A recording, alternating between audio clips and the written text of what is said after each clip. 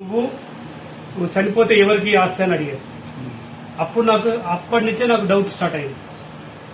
నేను చనిపోవడానికి వాళ్ళకెందుకు అంటే దీని ఇంకా నా పిల్లలు చనిపోవడానికి, నా భార్య చనిపోవడానికి కారణం ఎవరు? వీళ్ళే ఉండొచ్చు. ఎందుకంటే నా మీదనే ఇంత ప్రెజర్ పెట్టారు.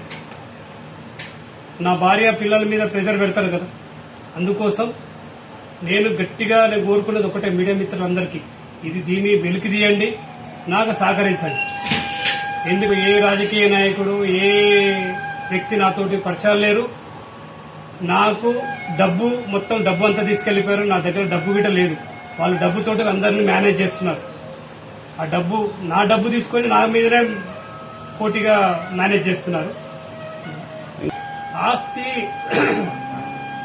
ఆస్తి గురించి కూడా ప్రెజర్ చేస్తున్నారు. సెటిల్మెంట్ అంటే అదే కదండి. మీరు సెటిల్మెంట్ చేసుకోండి అంటే నాకు ఇది ఇవ్వండి, ఇది తీసుకోండి. అదే నాకు తెలియక నేను అడిగాను. సెటిల్మెంట్ అంటే ఏంది, సెటిల్మెంట్ మీనింగ్ ఏంది నాకు తెలియక అడిగాను. నేను ఎవరి దగ్గర డబ్బులు తీసుకోలేదు, నేను ఎవరికి ఇవ్వలేదు.